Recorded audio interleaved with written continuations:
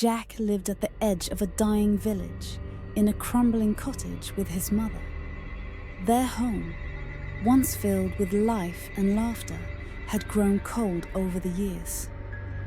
The village itself had once thrived. Crops were plentiful. The river ran strong, and the villagers lived with hope in their hearts. But now, the once fertile fields surrounding their home were cursed with barrenness. The soil had hardened into dust, as lifeless as their fortunes. Each morning, Jack would wake to see his mother toiling in the desolate garden, her hands cracked and worn from the effort of planting seeds in cursed soil. Jack often recalled better times when his father was still alive. His father had been a kind man, hard-working, but filled with an optimism that infected the whole family. He had spoken of dreams, of restoring the land to its former glory, and had tirelessly worked the fields, confident that the curse would lift. But his belief had been in vain.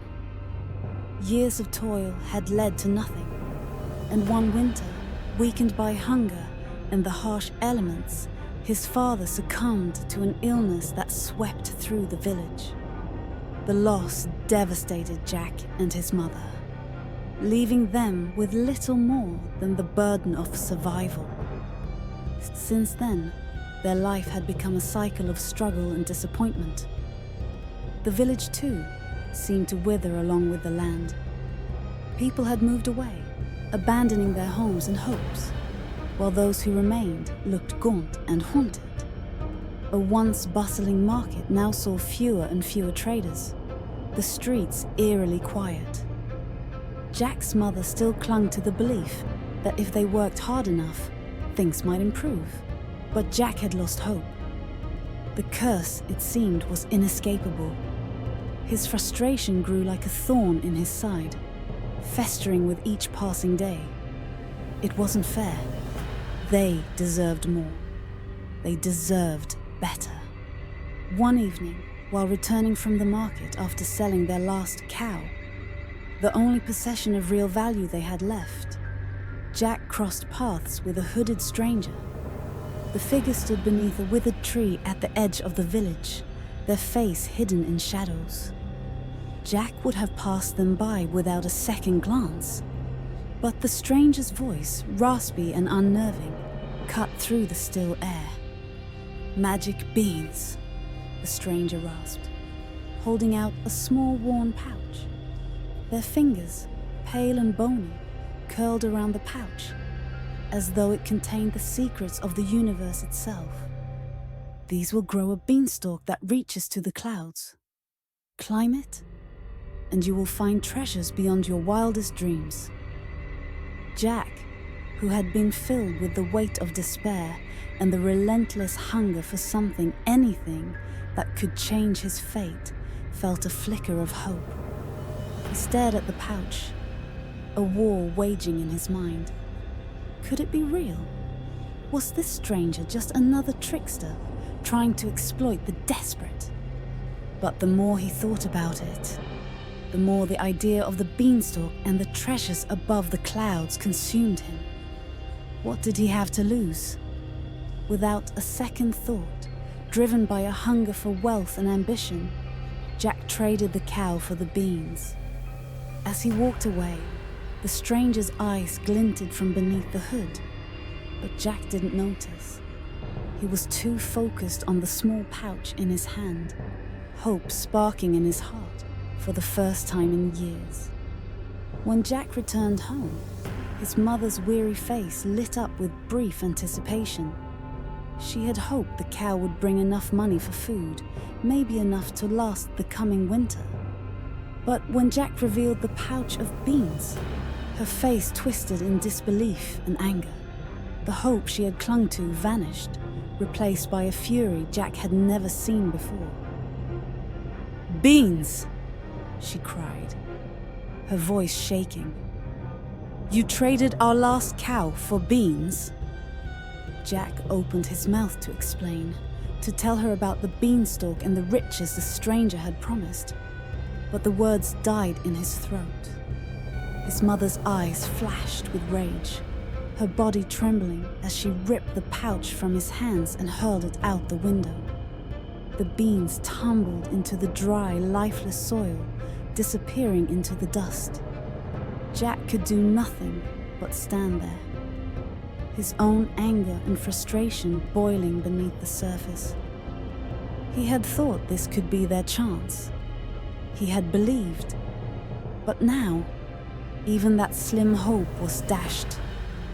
That night, his mother wept quietly in her bed, her sobs muffled by the thin walls of the cottage.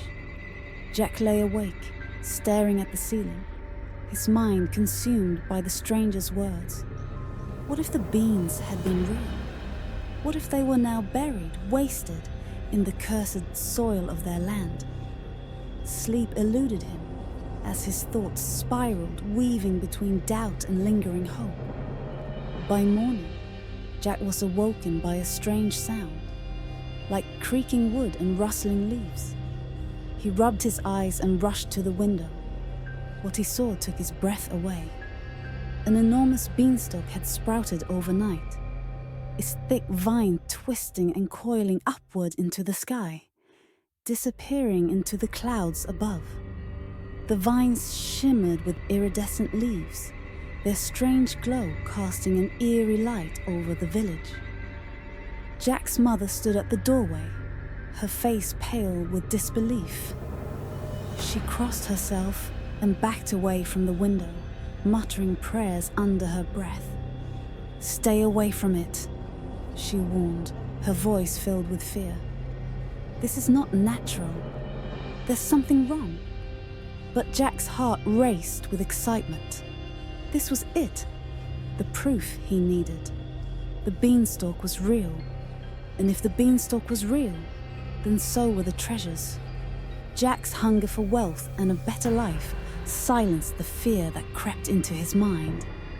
Ignoring his mother's pleas, he grabbed a sack, threw it over his shoulder, and approached the massive stalk. The vines were thick and sturdy, and Jack began to climb. Each step took him higher, the earth shrinking below him. The climb was harder than he had anticipated. The vines were slippery and seemed to shift beneath his hands as though they were alive. As he rose higher, the air grew colder and the wind began to whisper strange things. Faint voices carried on the breeze.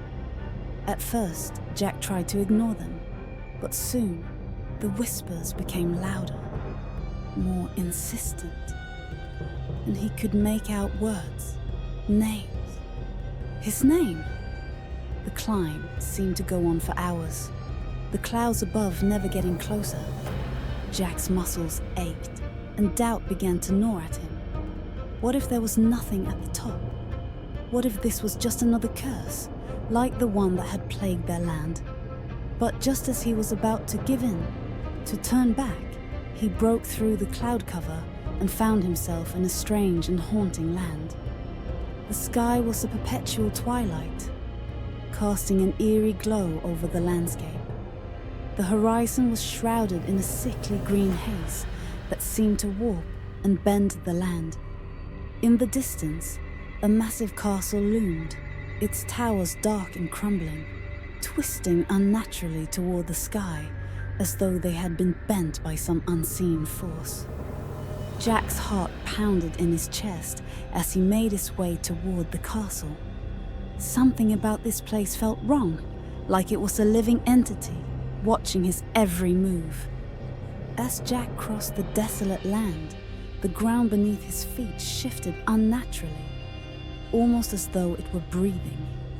The air was thick with the stench of decay, and every step felt like it carried him deeper into something unnatural.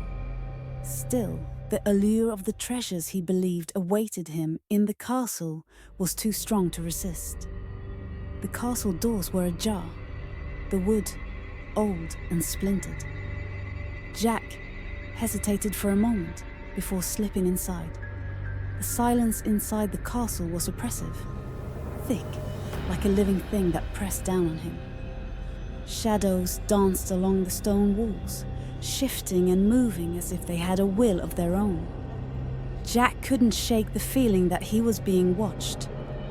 At the heart of the castle, Jack found the treasure room. Gold, jewels, and priceless artifacts lay in heaps, glittering even in the dim light. His eyes widened, and for a moment, all his doubts and fears melted away. This was it. This was what he had been searching for. All his struggles, all the hardship. This would make everything right. But as he stepped deeper into the room, something caught his eye.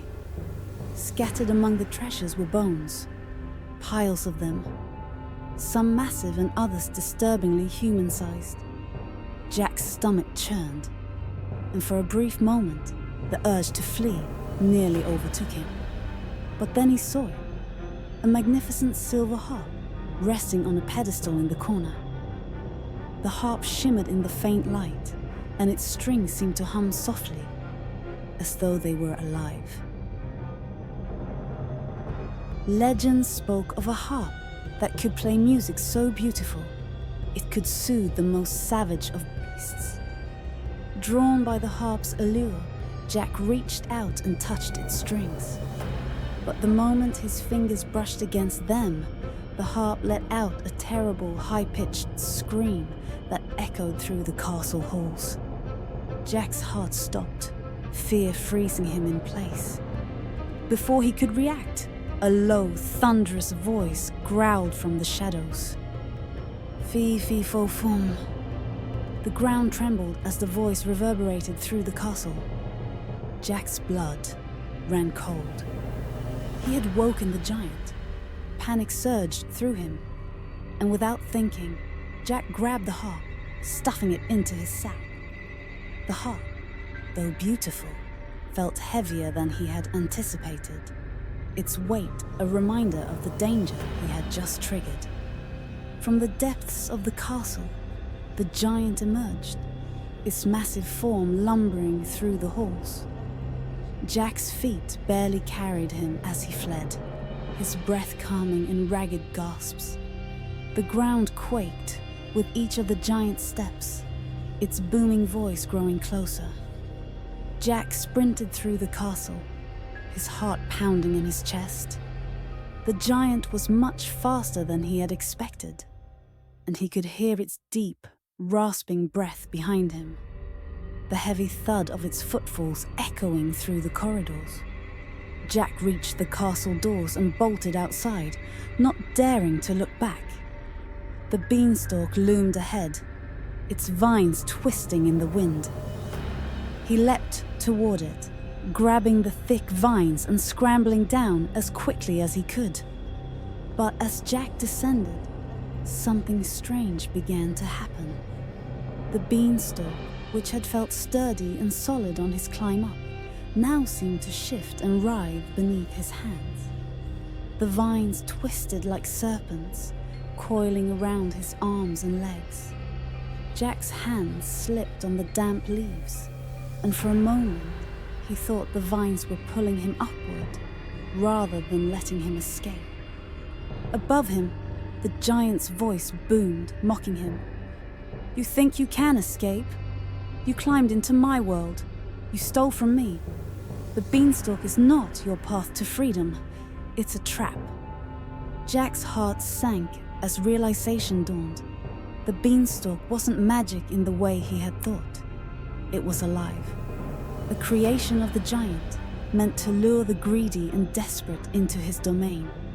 The treasures, the harp, they were all bait, designed to entice those foolish enough to believe in easy riches.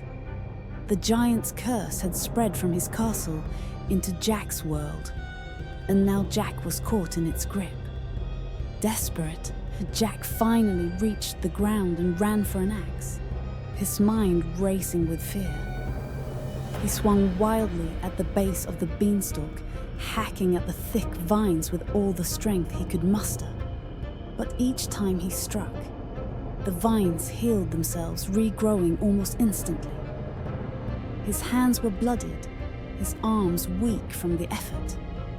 His mother appeared at the doorway of their cottage, her face pale with fear, but there was nothing she could do.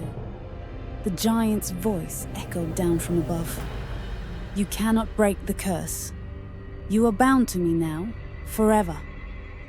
As Jack collapsed in despair, the ground beneath the beanstalk began to crack and split. Dark tendrils snaked out, reaching toward Jack. His mother screamed, but it was too late. The beanstalk began to lift Jack off the ground, pulling him toward the dark void that had opened beneath it. Jack struggled, but the vines coiled tighter, dragging him down. Just as he was about to be swallowed by the abyss, a sudden stillness fell over the land. Jack froze, the darkness around him pulsing as though it were alive, considering him. Then, from deep within the void, a voice, different from the giant's, deeper, ancient, spoke. "Jack, you have entered my domain." Jack felt a cold shiver run down his spine. He wasn't falling into the earth. He was being pulled into something far worse, something older than the giant, something that lurked beneath both worlds. The voice continued. "The beanstalk connects more than two realms.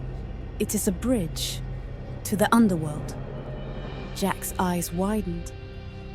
The beanstalk wasn't just the giant's trap. It was a portal between worlds, feeding on the souls of those foolish enough to climb it. The giant wasn't the master of the castle above. He was merely the guardian, cursed to lure victims for the true master below.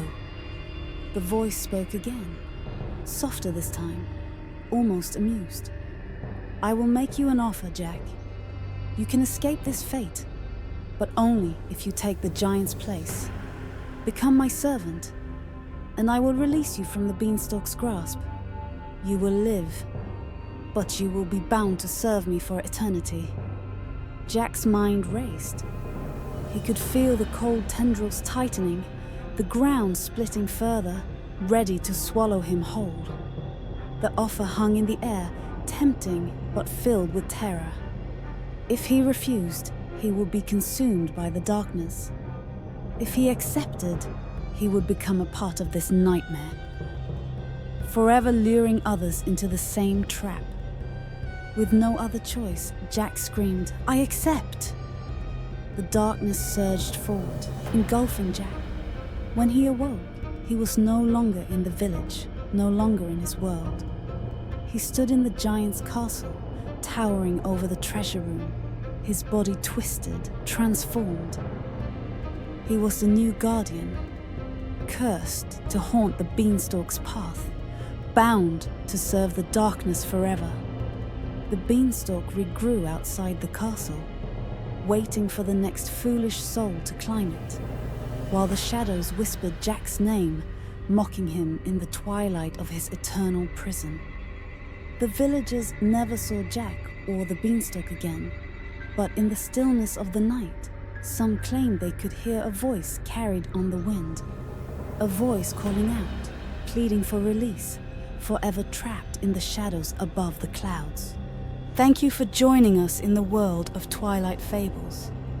If you enjoyed this tale and want to hear more stories like this, please subscribe and hit the notification bell for more.